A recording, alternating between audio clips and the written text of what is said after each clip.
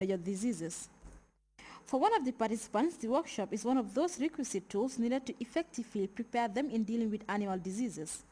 Meanwhile, a training of trainers workshop for frontline extension workers on poultry and small ruminant production was held in Jawara Agricultural Training Center.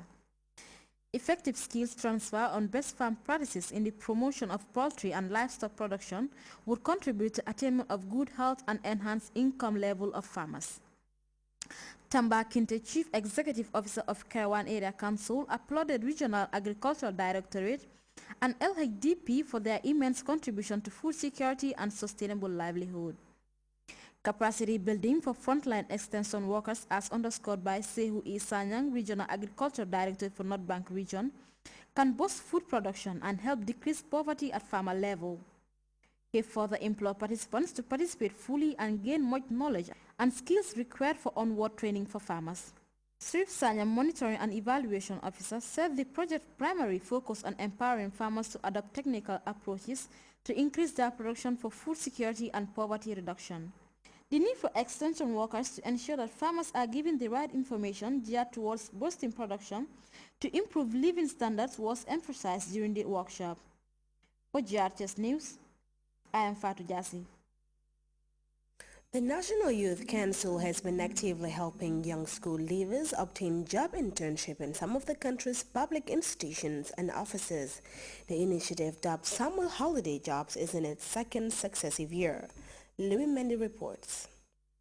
The National Youth Council shares a common vision and mission with its parents' body, the Ministry of Youth and Sports, to empower the country's teeming youthful populations. One of the ways the council does this is by organizing what it calls summer holiday jobs or attachment scheme for school-going children, mostly in senior grades and even fresh jobless graduates. The move, which began 2 years ago, is also meant to stem down the number of idle youths during the period.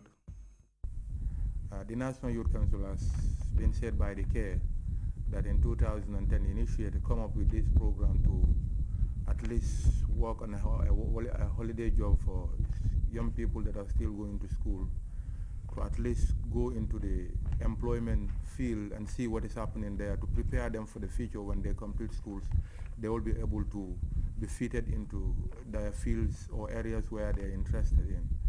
And in that, art students are normally identified to go to media houses and other institutions which we know are art professions, and the other, those who are science students will go to the medical health facilities and things like such. And we have those who are doing economics in school who normally send to banks and other places. This all geared towards trying to build a future for our young people that are going to school. The Point newspaper is one institution in the country that absorbs most of those holiday job seekers, oriented and recommended by the council. Adama Jallo is one of them, now a full-time employee of the Point newspaper. The Point has been one of the institutions that we are accepting students from the NYSC through the holiday jobs.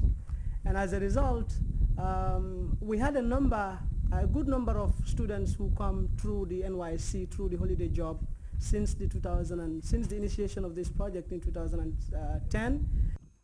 This press briefing is therefore calling on institutions across the country to aid the council help the youth by promoting the attachment scheme.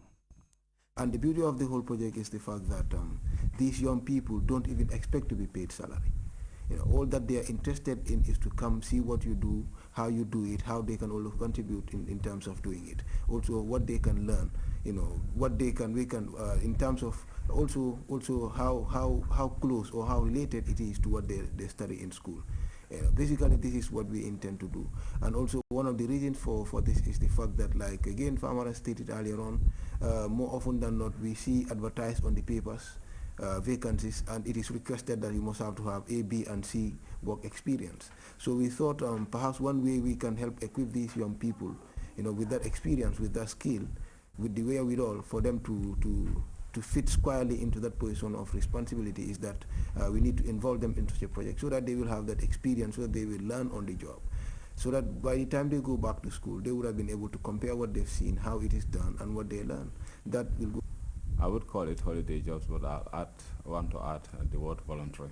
Voluntary holiday jobs, so that I will allay a lot of fears around so many institutions. Because for them, if you say holiday job, they may think that maybe if you should attach these children there, it will be a compulsory on them to be paying them or even giving them some stipend. But that is not the case. You know, the executive secretary has already made it clear in his statement that it's not a force on any one of them. All they are interested in is to learn.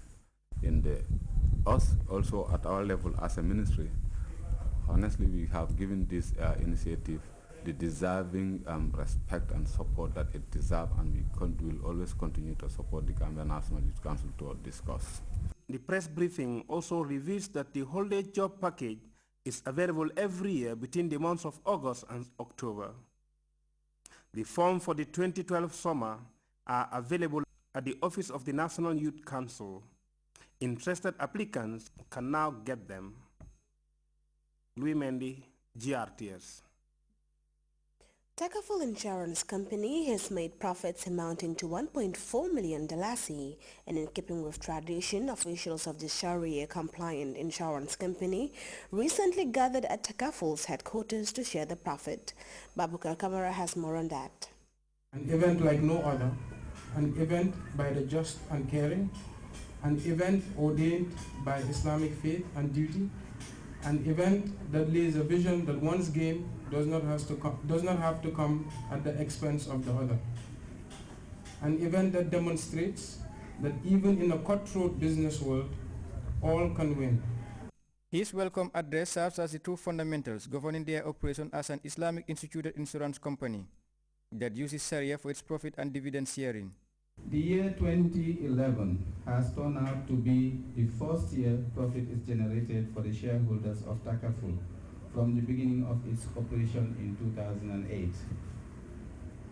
Our esteemed shareholders continue to bear with us, running at a loss for their fullest cooperation and confidence in the Takaful concept.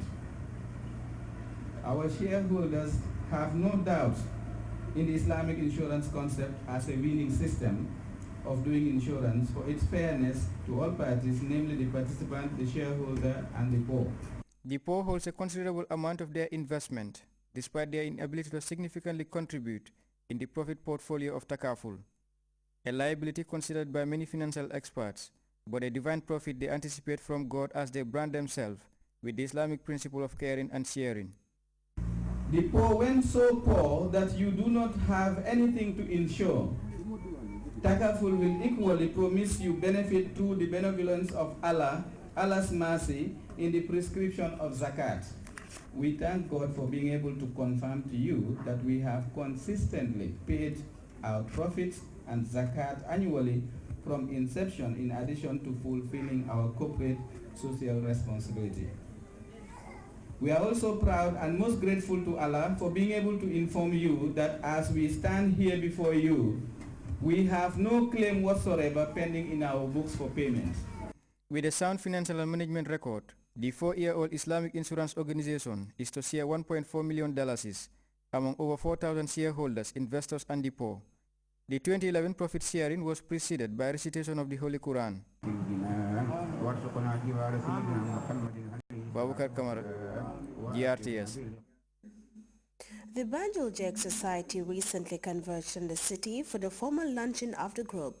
The grand ceremony held at Independence Drive was graced by notable women leaders, lawmakers, and cabinet ministers. Sambalba reports.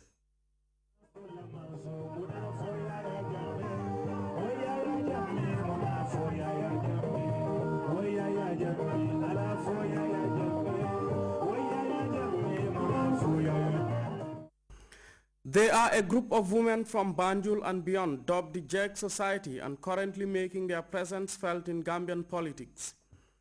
The idea, initially conceived by a few ladies resident in the capital city, now attracts the attention of women from across the country.